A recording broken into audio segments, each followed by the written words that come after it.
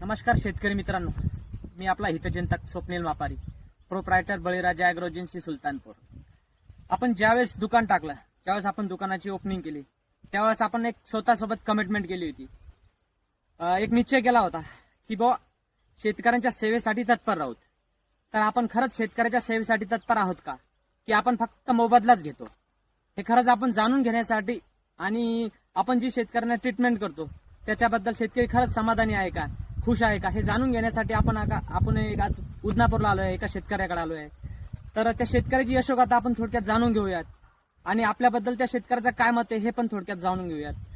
तर नमस्कार दादा. नमस्कार. शेतकऱ्यांना आपलं नाव सांगा आधी. मी राजू रामदास मुळे, उदनापूर. आमची ट्रीटमेंट सारी बळीराजा ॲग्रो एजन्सी सुलतानपूर यांच्याकडूनच राहते. कोणतेही असो पीक आम्हाला जसे त्याने औषधी दिली तसे प्रकारे सांगितल्या प्रकारे रिझल्ट मिळतात. आम्ही रिझल्ट बदल त्यांचे धन्यवाद करतो. आणि गेल्या वर्षी आम्हाला बऱ्यापैकी हरभरा झालाय हो.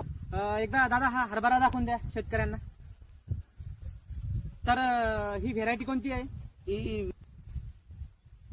ही विराट व्हेरायटी आहे. तर खतरनाक असा फुटवा वगैरे खतरनाक हरभरा बसला आहे. आता ह्या 2 फवारण्या झालेल्या आहे. मागच्या वर्षी पण भाऊकड विराट व्हेरायटीच होती. तर मागच्या वर्षी त्यांना ऍव्हरेज कसं आलं एकदा थोडक्यात जाणून घेऊयात. तर मागच्या वर्षी आपल्याकडे हीच व्हेरायटी मागच्या वर्षी हीच व्हेरायटी होती. 1.5 एकरात आपल्याला 18 पोते हरभरे झालते.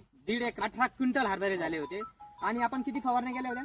गेल्या वर्षी 4 फवारण्या केल्या. 4 फवारण्या केल्या होत्या. सर्व ट्रीटमेंट बळीराजा ॲग्रो सुलतानपूर यांच्या सर्व ट्रीटमेंट आपल्याकडूनच केली, बळीराजा ॲग्रो एजन्सी सुलतानपूर. तर आपल्या ट्रीटमेंटवर तुम्ही समाधानी आहे? लगे मनापूर्वक समाधानी आहे. बर. तर शेतकऱ्यांना काय सांगू इच्छिता? शेतकऱ्यांनी सांगू इच्छितो आम्ही की कारण की सुलतानपूर बळीराजा ॲग्रो इथून औषधी आणली की नो रिझल्ट याची गॅरंटी असं नाहीच म्हणायचं नाही बाबा रिझल्ट आली नाही का काय नाही. ते सांगतील त्याच्यापेक्षा 10-5% रिझल्ट येतातच. रिझल्ट येतातच, विशेष नाही की एजन्सीवर एकदा जा आणि अनुभव घ्या. अनुभव घेऊन पहा, नंतर मग विश्वास करा. तर शेतकरी मित्रांनो, तुम्हाला ही असेच रिझल्ट घ्यायचे असेल तर